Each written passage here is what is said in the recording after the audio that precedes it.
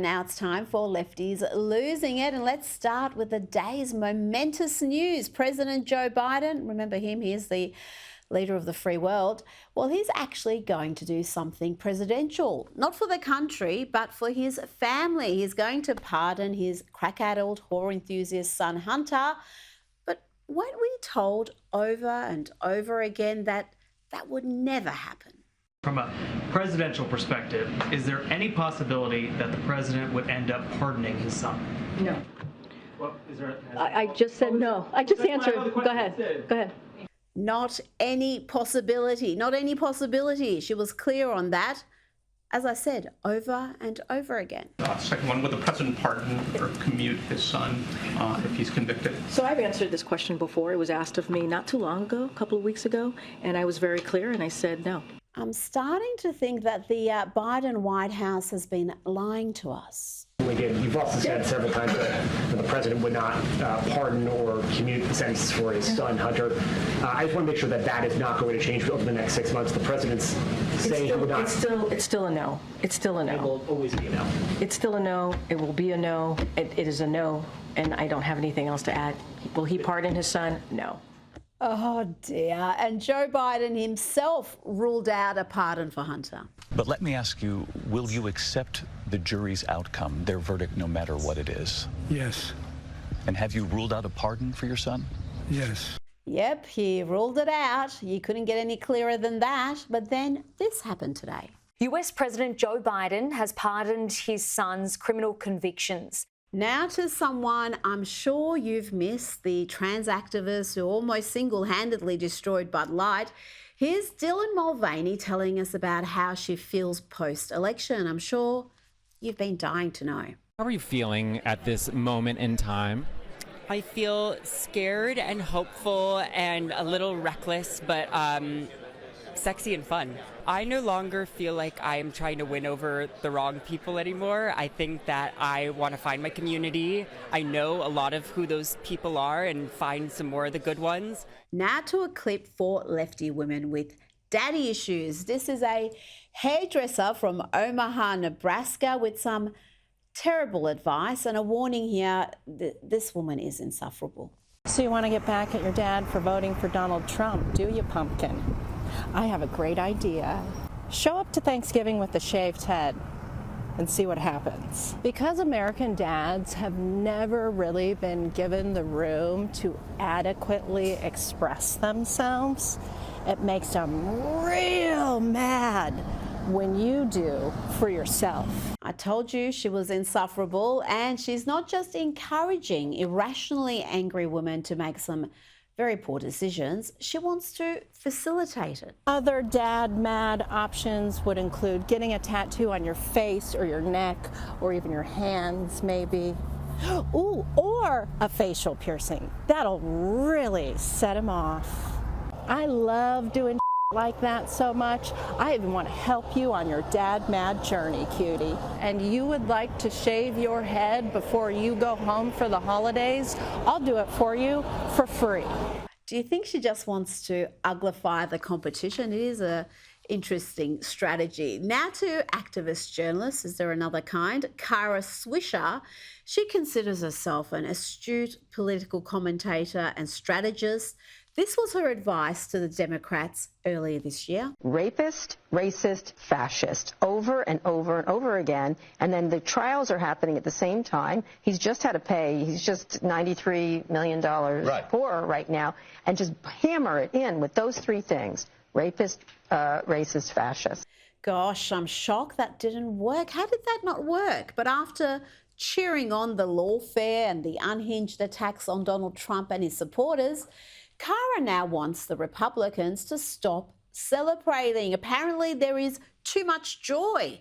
Listen to this bitter lunacy. My fail is them insulting everybody and doing everything. I think they're overstepping really quickly and becoming sore winners. NFL players are doing the Trump dance. Did you see this? Like they're doing that stupid, weird, dance he does where he looks like he's two horses. This isn't going to endear you to anybody being sore winners. Just stop it. Whatever. Do your stupid dance. But let me just tell you, you think liberals are irritating? You're irritating too. And I agree some liberals are irritating, but we do need to get along. And you're just being douche nozzles about it. So whatever. Oh, now we need to get along. Before, the Republicans were racists and Nazis and convicts, but now we all need to get along. Stop celebrating your massive win and being sore winners. Talk about being completely out of touch with reality. If you want to know why folks are dancing, if you want to understand what we saw at the UFC, then listen to Jesse Kelly. He gets it. The roof sounded like it was going to come off the place. It went so loud when Trump went in there. And then after John Jones knocked out the guy he was fighting in the heavyweight championship fight, he does the Trump dance in front of everybody and gets on the microphone and says, essentially, I'm so grateful Donald Trump is here. It's such an honor. He goes over and shakes his hand and hands him the championship belt like it was this big, big, big sports moment. But what was that moment? The moment was there has been an outright rejection of how the left has dominated our culture in every single way. And they've been so vicious and mean and dogmatic to anybody, including professional athletes, who ever spoke out against them, that what you're seeing now is a rejection of all of it. And the reason it is being rejected is they abused power when they had it, and then they lost it. Now to a woman who has never been accused of having her finger on the polls. Here is MSNBC anchor Joy Reid losing it over an amusing meme. What is happening here? What is happening here? What is happening? What's happening here? What's happening? What's happening here? Joining me now is comedian and host of Primetime with Alex Stein on Blaze TV, Alex Stein.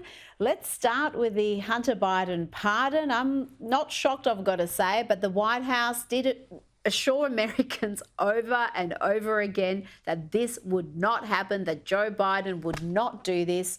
And yet, in the final weeks of his disastrous presidency, he has done that. And remarkably, he has accused the Justice Department of conducting lawfare against Hunter Biden. I would argue precisely the opposite has happened. He has been protected and he could have been charged with far more serious offences. You know, Rita, I could sit here and I could get upset, but just the fact that Jill Biden won that, she wore that red dress to go vote, and I think it's pretty obvious that the Biden family wanted Donald Trump to win, and Joe Biden put on the Trump hat because of that, because of the great inadvertent campaigning that he did for Donald Trump. I don't care that he pardons Hunter. You know, he wouldn't be a good dad if he didn't pardon him, and he's done a lot worse than pardoning his son, so you know, I'll let it slide as an American, Rita. It's just that's the way politics works. It is, and don't forget the major free kick he gave the Republicans in the final weeks where he called all of Trump's voters garbage. Remember that? That didn't go down too well. But you know what? I don't think that was deliberate. I genuinely think he was just confused, as he often is, and he said something that he didn't know was going to do so much damage to Kamala. While we're on the Biden family, let's hear from Jill Biden, Dr. Jill, talking about the White House Christmas tree from the Blue Ridge Mountains that were devastated by Hurricane Helene. The Cartner family lost thousands of trees in the storm, but this one remained standing, and they named it Tremendous, for the extraordinary hope that it represents. The optics there are great, aren't they, Alex? This majestic tree survives the storm, and the White House have it cut down and brought to DC. Well, you know, Rita, a lot of people here in America, they complain that we have spent billions of dollars on the Ukraine and Russia war. But I don't want to complain at all. We did give them $750 for that tree. We gave everybody in North Carolina $750. So I think that's fair and square. You know, so Jill Biden, you know, go girl, you go girl. You got that big tree. It's your last Christmas. Can't wait to see it never again. So I really don't mind, but it is sad what happened to the people in North Carolina right before the campaign, right before the election day, and nobody seemed to want to help them. And then the FEMA administrator said that they ignored people with Trump signs in front of their house. So it's absolutely disgusting, the disaster response. That's not a joke, but this whole presidency of Joe Biden has been a joke, so I'm not surprised. Well, it will be the Biden family's last Christmas at the White House. We're going to have a new era. And we remember Melania's decorations at Christmas were standout. She has a very unique style. So we've got a lot to look forward to in 2025, Alex. On Donald Trump, he has made one of his most significant selections yet. This is one that a lot of people have been waiting for, praying for, and the president-elect has come through and selected Kash Patel as the next director of the FBI. Kash is an attorney. He's got experience in national security, intelligence, counterterrorism. He served as senior director for counterterrorism at the National Security Council. And I think the deep state are in a whole world of trouble. And the biggest problem the FBI has come out of its intel shops. I'd break that component out of it. I'd shut down the FBI Hoover building on day one and reopening the next day as a museum of the deep state. And I'd take the 7,000 employees that work in that building and send them across America to chase down criminals. Go be cops. You're cops. Go be cops. Go chase down murderers and drug dealers and violent offenders. What do you need 7,000 people there for? Same thing with DOJ. What are all these people doing here? Looking for the next government promotion, looking for their next fancy government title, looking for their parachute out of government. So while you're bringing in the right people, you also have to shrink government. Alex, what else can you tell me about Kash Patel, about this selection? I would imagine those who are on Jeffrey Epstein's client list would be rather nervous today. Well, we know Bill Clinton was on the Lolita Express about 26 times. So, yeah, I think there's a lot of very influential people that are very worried about Kash Patel getting in power and releasing the Epstein list, and as well as the Diddy list. But this is why Kash is so great, and I'm lucky to call him a friend, is that he's also going to help a lot of the January Sixers. You know, obviously some people, I guess you could say, did some bad stuff, but a lot of people were just there peacefully protesting. And I know Kash will be focused on correcting the weaponization of our Department of Justice against American patriots that really cared about our country. Well, that January 6th issue is one that is something I think a lot of the mainstream media don't understand, and they don't understand why it's so significant for people who weren't there, who weren't protesting, but who absolutely loathe the two-tier justice system that they see at work, that the way BLM rioters were forgiven, many of them not even charged, prosecuted, and yet people who were guilty of non-violent offences being behind bars, receiving lengthy jail terms. And a lot of Americans look at that and say, these people are political prisoners, Alex. Well, you're exactly right. And I mean, if the punishment fit the crime, people wouldn't be so upset. But there's people that were just peacefully there that walked in the building are getting 10 to 15 years. Yet the Summer of Love, they burned down almost every auto zone in America and nobody got in trouble. And a federal courthouse in Portland was burnt multiple days in a row and the person only got a slap on the wrist. So people see the two-tier justice system, and Kash Patel, I think, is the person that can expose it for sure. Now, soccer is becoming the latest sport, Alex, to have gone from taking the knee for BLM back in 2020 to celebrating goals with Trump's iconic MAGA dance. Here is a USA player, Christian Pulisic, and his teammates performing the dance during a game against Jamaica.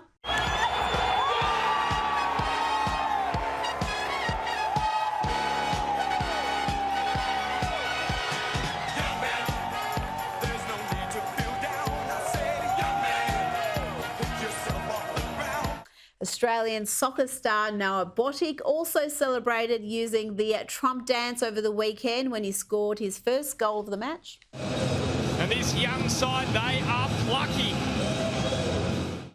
Alex, this cultural phenomenon, this shift is showing no signs of slowing down. People are becoming a lot bolder about doing a MAGA dance, about wearing a MAGA cap. They're sick of the left having so much control over the culture.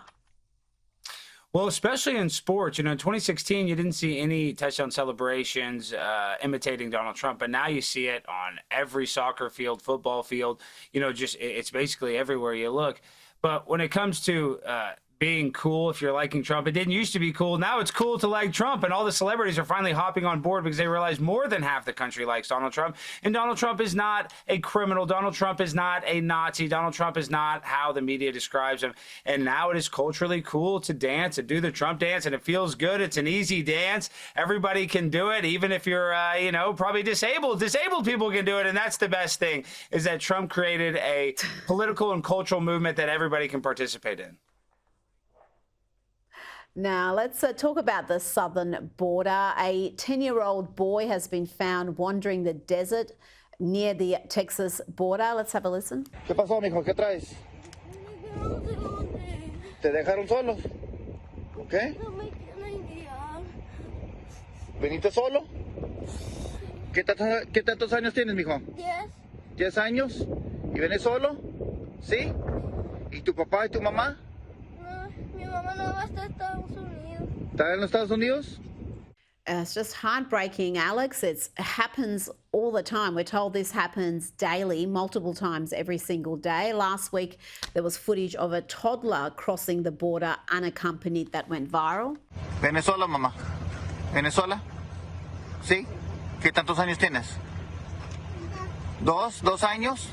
¿No vienes con tu mamá y tu papá? ¿No? Alex, this is the sickening reality on the southern border, but many Americans don't see that because the media have largely ignored it for 4 years. I'm sure that's going to change under the second Trump term. Well, Rita, the saddest part about this, and you asked me to come on the show so we can joke and kind of tease the, lefties that are always losing it. But when it comes to our border crisis and you see the smuggling of humans, not only are these kids human cattle to these coyotes that smuggle them, they're also abused in all kinds of ways, in the most disgusting ways. And that's why they leave them. That's why the packs just leave them, not only just to fend for themselves, but maybe potentially they do die and then they don't have any ability to say what happened and about the abuse that they face. So it's a really disgusting thing. If you want to come to America, come on, just come here legally. Don't smuggle humans and then potentially sex traffic them and ruin children's lives. And that's happening at a rate, Rita, that it's never happened before. And I see it. I see it in Dallas. I see little kids with people that don't look like their parents all the time. And I'm not saying don't come to America, but we just can't let everybody through. These people are too vulnerable, and it's just really sad. And I hope Trump can fix it on day one of his inauguration. Now, let's talk about far-left Senator Bernie Sanders. He's surprised a few people by supporting Elon Musk and Vivek Ramaswamy, who are heading Trump's new Department of Government Efficiency. Bernie Sanders admits that significant cost-cutting is needed after the Pentagon, with a budget of $886 billion, Alex, failed its 7th audit in a row. Rita, obviously they are lying about where that money's going, and Bernie Sanders is all about saving money. Even Joe Rogan used to like Bernie Sanders. So Bernie Sanders isn't a bad guy. I don't think he wants the government to continue to waste money and not be accountable for what they're doing with it. So good for Bernie Sanders. I like Bernie Sanders. I hope he follows through and helps out the Department of Government Efficiency as soon as they get in there. You're far kinder to Bernie than I am. Any socialist who's got how many homes? I think 3 at last count. And despite everything the Democrats have done to him and how they've corrupted the system to stop him being the candidate, he still plays along. He backed Joe, he backed Kamala. So, no, you are way too kind to him, Alex Stein, but that's who you are. Well, You're Rita, a kind man. Thanks for your time tonight. Rita, I am kind, but AOC is potentially going to run for president. So now I got to like AOC too. So they're all winning me over. It's crazy. Bernie, Joe Biden, AOC, they've all made me happy in the last month. Oh, goodness me. AOC is your secret crush, so I'm not surprised by this. Alex Stein, thanks for your time. Thank you, Rita.